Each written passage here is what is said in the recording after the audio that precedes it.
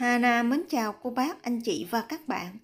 Tuần này, Hana chia sẻ với cô bác, anh chị và các bạn thêm một công thức bánh cuốn tráng chảo, ngon như tráng hơi. Với cách làm lần này, mình sẽ cho thẳng tôm, hành hoặc là hẹ vào bột, làm cho bánh mình có hương vị thơm ngon và đậm đà hơn. Phần bột trong công thức này, Hana sử dụng 120g bột gạo, 70g bột năng và 35g tinh bột khoai tây. Nếu không có tinh bột khoai tây, mình sẽ dùng công thức khác, chỉ cần có bột gạo và bột năng. Hana có ghi trong phần mô tả, nhưng mà bột khoai tây giúp cho bánh mềm ngon hơn. Đây là 350ml nước. Cô bác, anh chị và các bạn đừng cho vào hết một lần. Mình chỉ cho vào từ từ khoảng 1/2 và trộn đều cho tới khi hỗn hợp hơi sền sệt.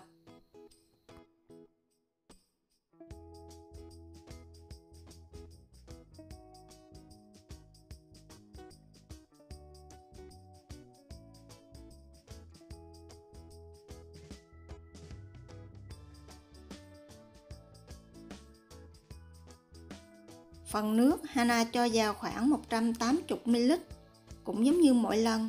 Sau khi trộn 1/2 nước với bột xong, mình sẽ cho thêm vào 1,5 muỗng canh dầu ăn, khuấy đều cho tới khi không còn thấy dầu trên mặt bột nữa là được. Mình làm như vậy thì thành phẩm bánh của mình sẽ mềm và ngon hơn, không bị khô khi để nguội. Khi trộn dầu và bột xong, tiếp tục cho hết phần nước còn lại, trộn đều lên và để qua một bên. Bắt một cái son nhỏ lên bếp, cho vào son 350ml nước, 1/4 muỗng cà phê muối, khuấy đều và nấu sôi. Mình cho muối vào nước nấu như vậy, phần bánh tráng xong không bị nứt. Sau khi nước sôi thì tắt bếp, khuấy đều phần bột lúc nãy mình đã chuẩn bị, cho từ từ phần nước sôi này vào. Vừa cho vừa khuấy, cho tới khi hỗn hợp trộn lại hòa quyện với nhau.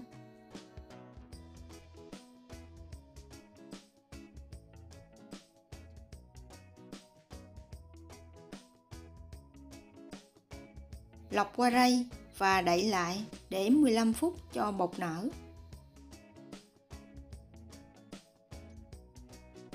Trong khi chờ bột nở thì mình sẽ đi chuẩn bị phần tôm. Đun nóng 1 muỗng canh dầu ăn.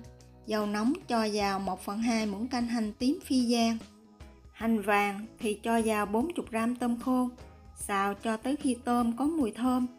Tôm này cô bác, anh chị và các bạn đừng ngâm, mình chỉ cần rửa sạch và để ráo. Làm như vậy thì tôm giữ được mùi thơm và hương vị ngon hơn. Sau khi tôm có mùi thơm và khô lại thì tắt bếp và để thật nguội. Tiếp theo, mình sẽ đi chuẩn bị phần nước tương và nước mắm ăn kèm. Công thức nước tương và nước mắm Hana đã chia sẻ rất là nhiều lần. Hana chỉ để cho cô bác, anh chị và các bạn tham khảo.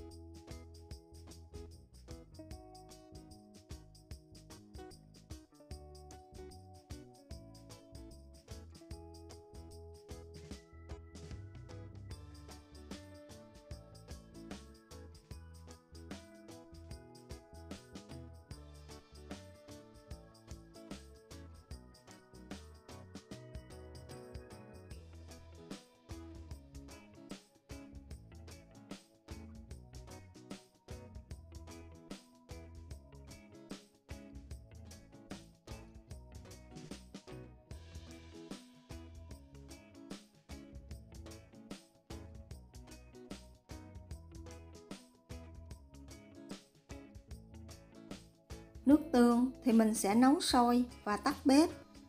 Phần nước mắm mình không cần phải nấu, mình dùng nước nấu sẵn, pha là được. Sau khi chuẩn bị xong phần nước tương và nước mắm, bây giờ tôm khô đã nguội, mình sẽ đi xay tôm cho nhuyễn. Nếu cô bác, anh chị và các bạn không có máy xay, mình có thể dùng chày và cối để giã nhuyễn. Sau đó cho vào bột và thêm vào 15 g hành lá sắc nhỏ trộn đều lên. Trước khi tráng bánh, cô bác, anh chị và các bạn nhớ cho nước vào chảo đun sôi lên. Mình làm như vậy thì chảo mình sẽ nóng đều. Để biết độ nóng của chảo đã đạt để tráng bột hay chưa, thì mình sẽ cho một giọt bột vào chảo, nghiêng. Nếu mà giọt bột rớt xuống là chảo chưa đạt độ nóng. Mình sẽ làm lại cho tới khi mình nghiêng phần bột này không rớt xuống nữa là chảo đã đạt độ nóng. Lúc đó mình mới bắt đầu đi tráng bánh. Để tráng bánh cũng giống như mọi lần, Hana thường sử dụng giấy nến, hay còn gọi là giấy chống dính, dùng để nướng bánh, để đậy lên mặt bột. Để chuẩn bị phần giấy nướng này, Hana đã chia sẻ rất là nhiều lần rồi. Cô bác, anh chị và các bạn có thể tham khảo lại đường link phía dưới. Có bạn thắc mắc sao có một kiểu Hana làm hoài? Bởi vì ngoài cách này ra, Hana không có thấy cách nào mà làm cho phần bánh mình mềm và ngon hơn. Nếu cô bác, anh chị và các bạn có cách nào hay hơn cách này, vui lòng chia sẻ để Hana được học hỏi. Hana cảm ơn. Trước khi cho bột vào chảo thì cô bác, anh chị và các bạn cũng nhớ lúc nào mình cũng phải khuấy đều bột lên. Cho đầy bột vào chảo, sau đó lắc đều khoảng 1-2 lần, tráng đều bột và chắc hết phần bột thừa ra ngoài.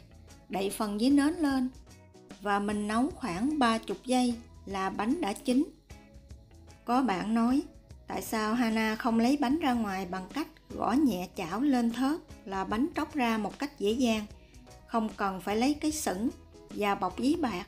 Nhưng nếu Hana làm như vậy thì không tiện, bởi vì mình phải quay clip, mỗi lần quay không lẽ mình phải xách cái cây chạy tới chạy lui, nên đây là cách tiện lợi nhất Hana làm. Cô bác, anh chị và các bạn cũng có thể chọn cách nào tiện lợi cho gia đình của mình. Sau khi tráng bánh xong, dùng khăn giấy lau sạch phần bột thừa, thoa một lớp dầu mỏng, đặt phần giấy nến lên để giấy nến thấm hết phần dầu thừa trong chảo. Khuấy đều bột lên, đổ vào chảo, tiếp tục tráng như vậy cho tới khi hết phần bột mà mình có. Tráng xong bột, cho cái bánh thứ hai là cái bánh thứ nhất mình có thể gấp lại và cho ra dĩa. Mỗi lần xếp bánh lên dĩa sau một lớp thì cô bác, anh chị và các bạn thoa một ít dầu ăn hoặc là dầu hành, giúp cho bánh nhìn mịn mượt hơn và bánh không bị khô. Và đây là bánh của Hana sau khi tráng xong. Bánh mềm, dai và mỏng. Hương vị thì rất là thơm ngon và đậm đà. Vậy là Hana chia sẻ thêm với cô bác, anh chị và các bạn một công thức bánh cuốn, bánh ướt với cách pha tôm vào bột. Hy vọng giúp ích cho cô bác, anh chị và các bạn thay đổi khẩu vị cho gia đình mình trong dịp Tết Tây này. Nếu thích những gì Hana chia sẻ, nhớ đăng ký ủng hộ kênh của Hana nhé. Hana cảm ơn. Nhân dịp năm mới, Hana kính chúc cô bác, anh chị và các bạn nhiều sức khỏe, nhiều niềm vui và nhiều thành công trong cuộc sống. Hana xin chào tạm biệt và hẹn gặp lại vào thứ Bảy.